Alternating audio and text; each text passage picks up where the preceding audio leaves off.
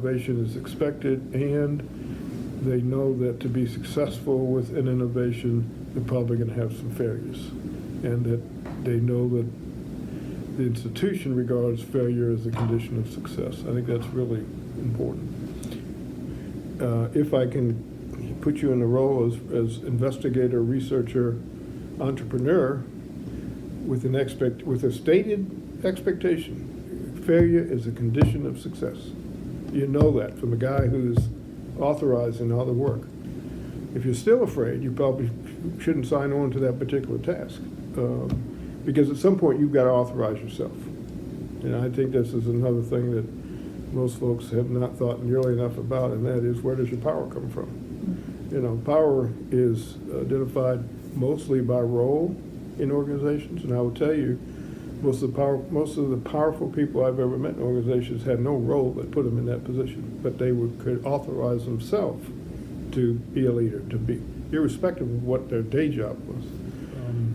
If you're trying to build a culture of innovation, you anticipate that your leadership will model that, lead the way, support their folks, and really make it possible for others to innovate. I think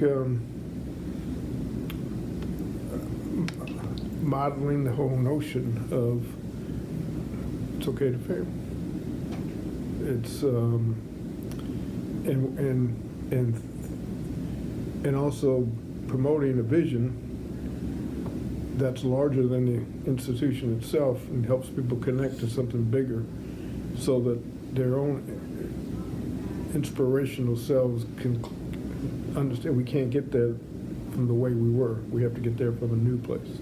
When you start to think about scale and you think about financing your aspirations, you've got to start thinking about how to innovate so that you can leverage. I guess the other thing about building innovation is trying to find a way that folks aren't risking their own seed corn to try something new. So I think getting the right people in a room to express the kind of environment they're trying to build, and have folks who can interpret that through the lens of an architect. The president's job is to just make sure those folks are all in the same room together. I don't know the answer, but here's where we're trying to get to. You guys try to figure it out. Here's resources to help you figure it. Here's trips you can take, architects you can talk to, users that are going to be in the building. So provide the resources for folks to go and actually get the job done that you've asked them to do. And how's the board coming about? They fund this. They said yes when we asked for it. I mean, the board had to agree with me almost 9 years ago now.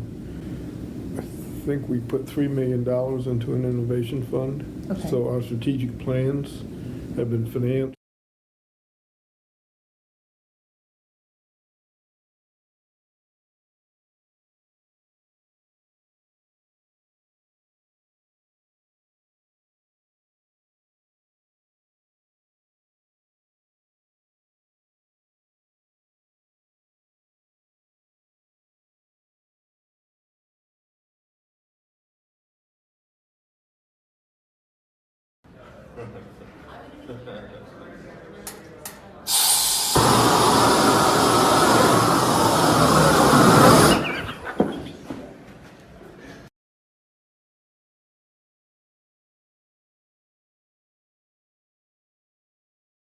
That's a really great question. I think that for the most part, I'll just say this, I think we probably are well over invested in our return on technology right now. I mean, whatever we invested in that machine, for me, is probably about 90 times more than what I needed and what I do. Because I do email. It's the basics. I do, yeah, and most folks do, But everybody has the capacity to, generate all kinds of stuff. I think we're getting smarter about not chasing, not wanting to be bleeding edge, cutting edge, but we don't want to be out. We've made we built some things around our analytics that I think if we'd waited for 5 years, we probably could have gotten off the shelf at a much cheaper rate, right? Absolutely. but you don't know what you don't know. So, you know, you learn from that kind of thing.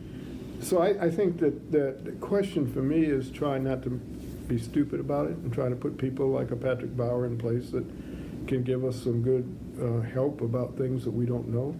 I think he's pretty agnostic about all this stuff, and to the extent he can understand what we're trying to do, he can help marry that with the right solution.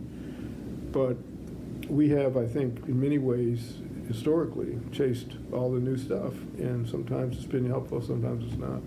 And I mean, I don't know what Harper did. I know that that's what I walked into when I went to my first presidency. You know, we just brought all this new stuff to assist with our work processes. And I said, well, great. How many people did we able to save? None. How could that be? Well, because we didn't change the processes.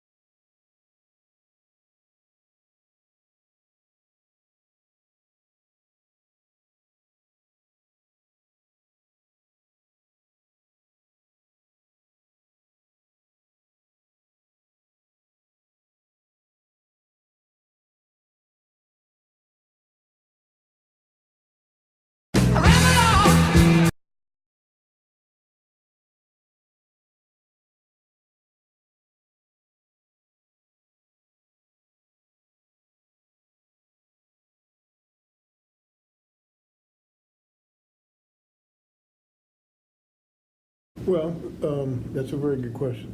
So we had a legacy health service for our students that bled over, not a very good characterization, that also supported our employees. It was limited to a nurse practitioner and a couple of nurses and hours that were fairly contained. That's what we had. We were losing $100,000 a year in it. That's how much we were putting into it. So, all right, how do you maintain a health service and not lose $100,000 and create something that you think down the road would be more futuristic thinking? Well, you turn a 3,300 square foot facility is what they had into a 10,000 square foot facility that somebody else paid for.